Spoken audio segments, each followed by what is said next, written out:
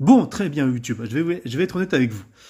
Je vais faire un semi-mea culpa. C'est vrai que j'admets, il est vrai, que je suis allé extrêmement, même très loin, par rapport à mes propos contre Pedro Pascal, dans mon autre chaîne YouTube.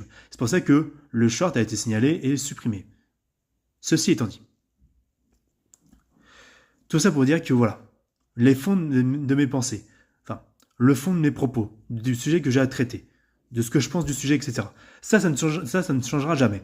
J'aurai une liberté indélébile pour tout simplement exprimer ce que j'ai à exprimer sur le sujet. Sur n'importe quel sujet, sur ce que je pense du sujet.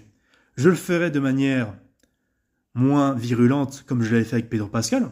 Certes, je ferai un peu plus attention, mais le fond du sujet que j'ai à traiter et la manière dont j'ai à le dire, même bien sûr de manière un peu plus civilisée, ça ne changera pas. Et si j'ai un truc à dénoncer, si j'ai un truc à dire franchement, je le dirai.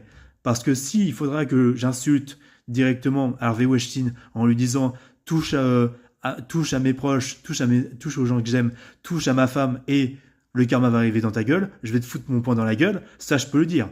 Ça, à la limite, c'est normal. C'est normal au fait. C'est totalement normal. Et même pour des gens comme Pedro Pascal, Michael B. Jordan, qui en fait se contredisent par rapport à leur soi-disant progressisme, alors que derrière, t'as un Michael B. Jordan qui va reprendre un mec comme Jonathan Majors qui a été condamné pour violence conjugale, ou aussi également Pedro Pascal qui est un gros porc dégueulasse qui touche tout le monde à Hollywood, hein, même en public, et que personne ne réagit pour...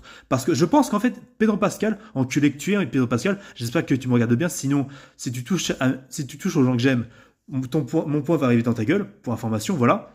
Je vais le dire comme ça.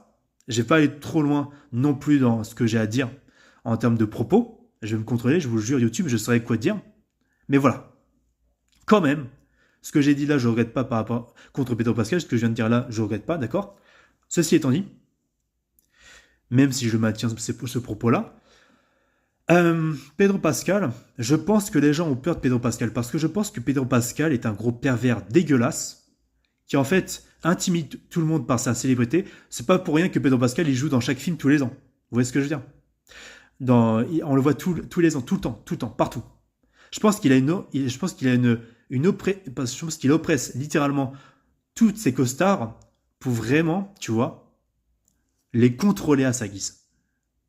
Vraiment, parce que il se sert de l'excuse de l'anxiété pour contrôler les gens et pour se permettre d'être une pourriture avec les gens et de se comporter comme un gros porc. Et s'il y a des gens qui acceptent ça, de se faire ça, de subir ça, c'est que vous êtes des merdes et vous êtes fous, en fait. Donc, va te faire enculer, vous tous. Allez vous faire